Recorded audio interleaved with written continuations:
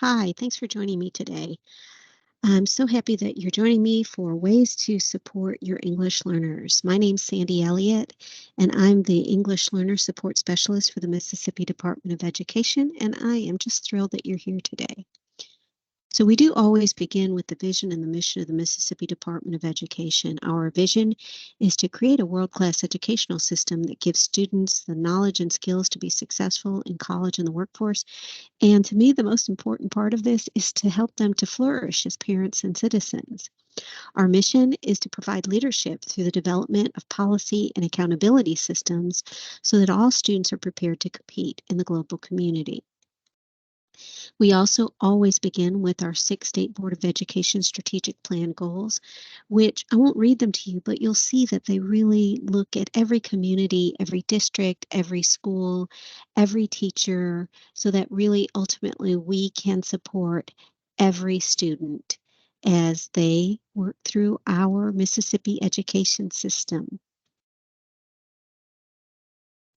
So today we have some pretty simple goals here. We're just going to go through some best practices on how you can support your English learners and also some appropriate use of accommodations and modifications. And we'll also talk about some available resources on our webpage. Okay, so let's start with best practices. So one of the things that we can do as we are supporting our English learners is to make our classrooms visually welcoming. We can do this by using pictures and posters that reflect the cultures and heritage of the students that are in our classroom. We can also use things like anchor charts and other visuals to support understanding with those classroom routines and procedures. And I will tell you, when we do this, it's really important. It's really going to help our students to feel more welcome in the classroom and to feel that we have made an effort to make those connections with their cultures. And also those anchor charts are going to make a huge difference in supporting um, their ability to follow along with classroom procedures. So here's some additional supports on visual supportive classrooms. So we can use things like this visual schedule here on the right. You'll see that it actually is, it's actually a Word document that we have on our website. You can download it. You can include your own times, your own pictures. You can do individual ones for students that change classes and need to know, say for example, first hour is biology. I can have the time, I can have the name of the course and the room number, maybe that it's in. And then in the little space next to it, I'm going to have a picture related to biology. That's going to help my student to know where they need to go, and they're going to be able to wrap their brain around, oh, this is the subject. So we always want to make sure we also don't just put the visuals there. We want to put that text right next to it so that they're making those connections between the text and the visual supports. Also, some other things that we could use are those visual word walls. I know we've all got word walls up, but word walls can be used in a lot of different ways. And for example, here I've got an example of the use of some math terms, millimeter and centimeter, and I just have a visual to go with it because those terms, they sound an awful lot alike at the end, and this is just going to help students to make that connection of what this means. So, I just want you to think about, okay, I know some of you have really spent some time on those word walls. Some of you are just beginning with your word walls, and you may think this is not necessarily needed. But actually, I want you to think about, let's say I put a word wall up in alphabetical order, beautifully printed, and I had even gone over these words before, and we interact with it regularly, but I don't have any pictures with it, and it's in German. How many of us would actually be able to use that word wall correctly? It's really important that we give those visual supports for our students, especially our English learners. But remember, this is going to support all of your students.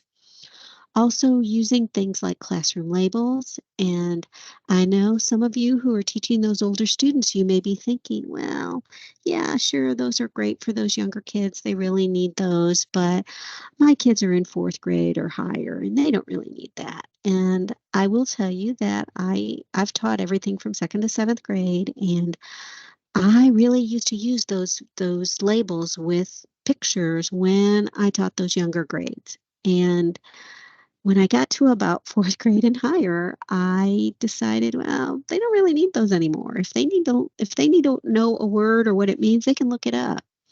Honestly, my kids weren't doing that.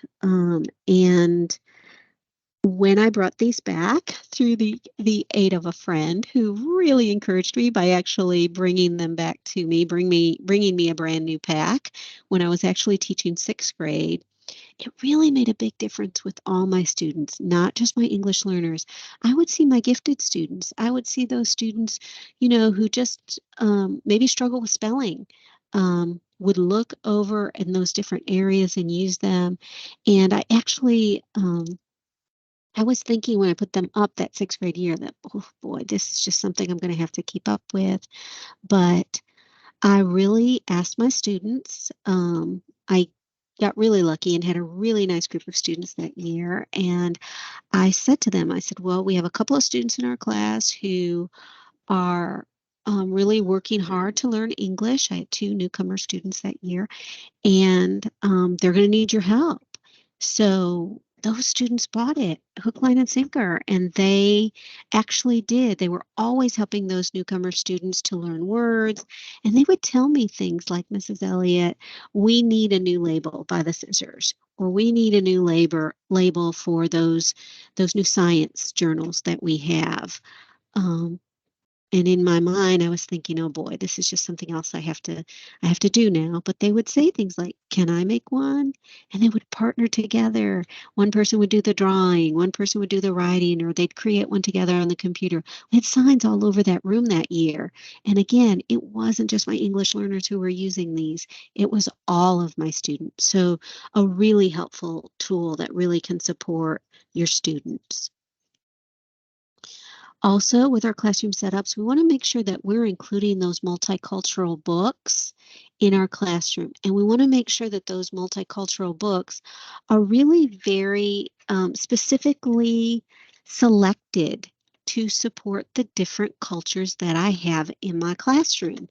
So, if I have students from various parts of the world or their families are, I want to make sure I seek out literature and all kinds of other books that will support the students from those cultures. They don't necessarily have to be in that language, but from that. Remember, for our English learners, these books will serve as a mirror to help them to see that, yes, all of these things reflect them too, not just people from other cultures. But also, for many of our students, these books will serve as a window to the world. So we really want to make sure that we're thinking about how we can better support this in all of our students and better support the use of multicultural books and inclusion of multicultural books in our classroom libraries. Okay, so here's one thing to really work on is the correct pronunciation of student names. Your name is a big part of you. For English learners or people who come from different cultures, your name is part of your culture. It's your connection to your culture and your family. So we want to make sure we use the correct pronunciation of their name and really work at trying to get that correct pronunciation. Sometimes it takes practice, but it's okay. And we can make those mistakes.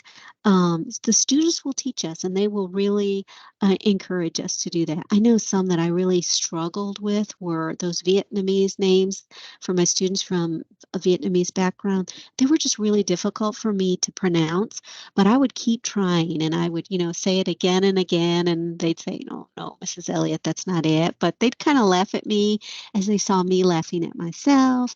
But I think when they saw me with that productive struggle, that they really made an effort to say, oh, she keeps on trying, and even though she doesn't get it right all the time, she keeps trying.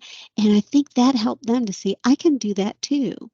And also it really helped them to see that you are so important to me that I am really going to make that effort to really pronounce your name and learn about you correctly. Also, with our English learners, we really want to make sure that we're offering that one-on-one assistance whenever possible. Many times in our classrooms, we'll give an assignment to everyone and then we'll ask everyone, does everybody know what to do? And everybody shakes their head. So, what our English learners going to do? They're going to shake their head. So, we just want to really check back with them to make sure that, yes, they really, in fact, do know what we want them to do on the assignment. We can assign a peer partner, and that peer partner doesn't necessarily have to be somebody who speaks that language. It can just be that nice student in your class. You know, we all have that nice student in our class who's willing to help.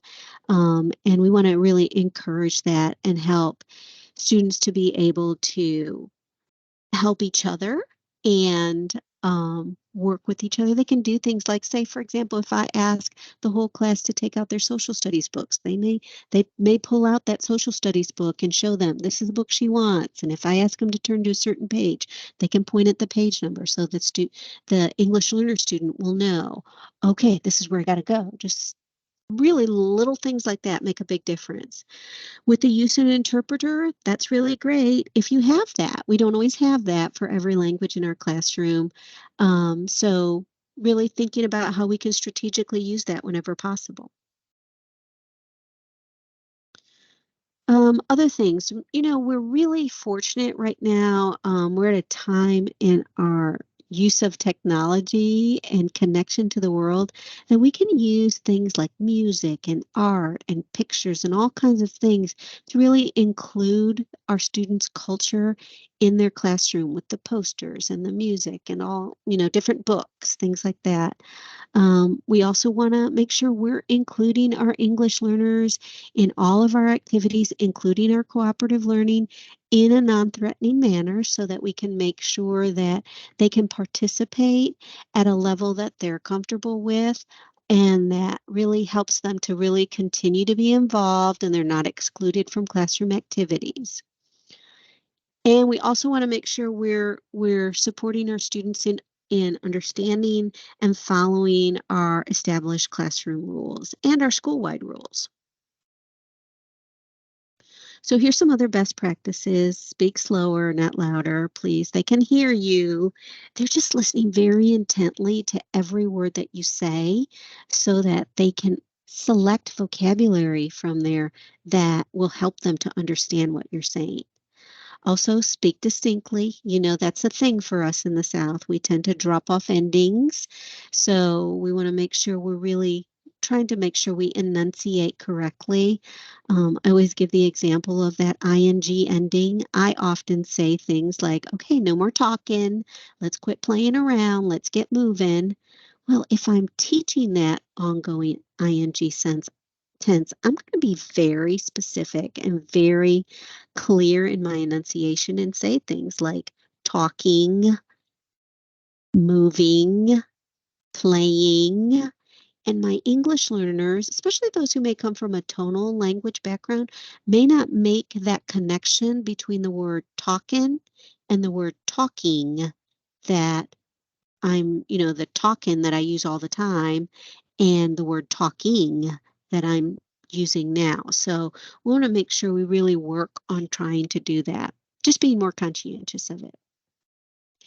We want to give longer wait times with our English learners. Um, they're just thinking through things. So they may, well, a native English speaker, here's your question, thinks of an answer, and now they're ready to raise their hand to give a response.